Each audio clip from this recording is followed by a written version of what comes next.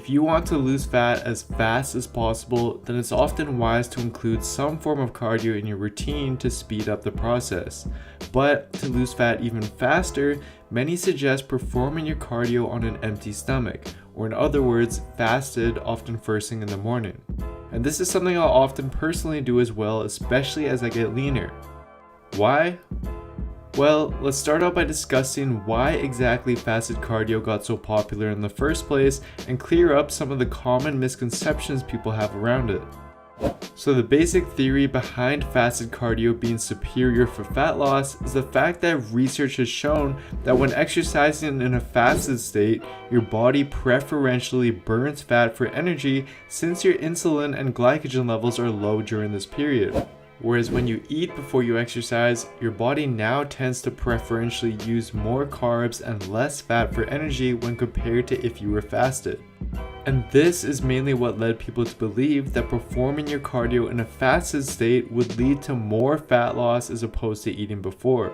However, although it's true that you burn more fat during a fasted cardio session, it's vital that you take into consideration the post-exercise period and what happens to your body after the session.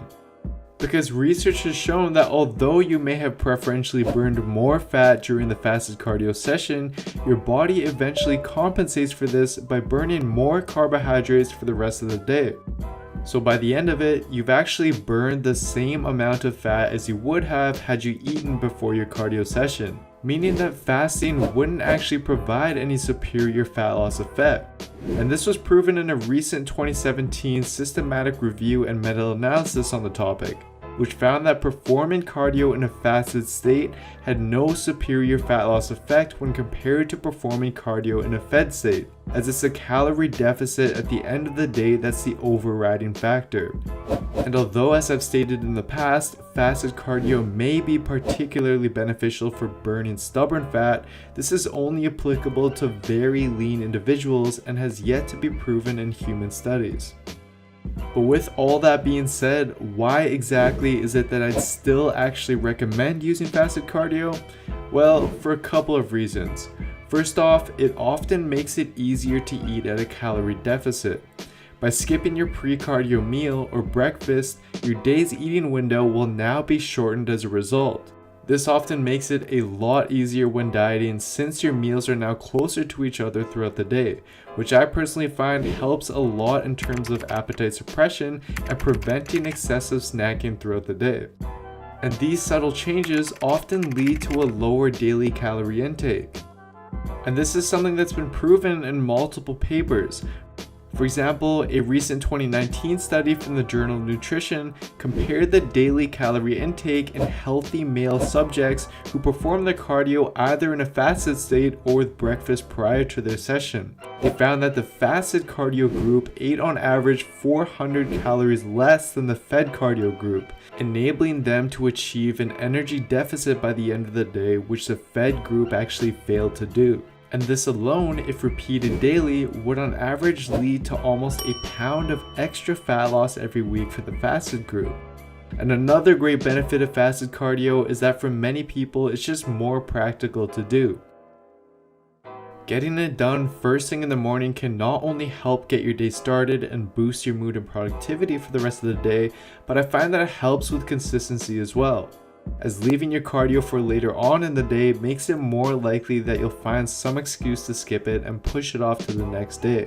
So you can see how these indirect benefits of fasted cardio may actually provide superior benefits on fat loss. Now, as for what exactly your fasted cardio routine should look like, although this will vary for everyone, I suggest sticking with the following general guidelines. 1. Stick to mostly low to moderate intensity cardio. Incline walking, light cycling, the Stairmaster, and so on are all good examples of this. High intensity cardio sessions and interval training is fine as well, but they should be used sparingly as they cause a lot more muscle damage, deplete your muscle glycogen to a greater extent, and can negatively affect your weightlifting workouts if you'll be training later on in the day. And 2, keep your sessions less than an hour long. This just helps prevent any potential muscle breakdown from occurring and prevents your performance from being negatively affected, which research shows begins to occur in fasted sessions lasting over an hour long. And that's pretty much all there is to it. Although fasted cardio doesn't seem to provide any magical fat loss effect, it may be beneficial for you to use for the reasons previously discussed. But all in all, you need to choose what you'll be most consistent with and adhere to week after week, whether it's fasted cardio or not. Because at the end of the day, getting the work done and consistently achieving a calorie deficit is what's most important. So to sum the video up, here are the main points to keep in mind. I hope that you were able to see that although fasted cardio may not provide any magical fat loss benefits, it does come with some indirect benefits that may actually enable you to lose fat at a faster rate.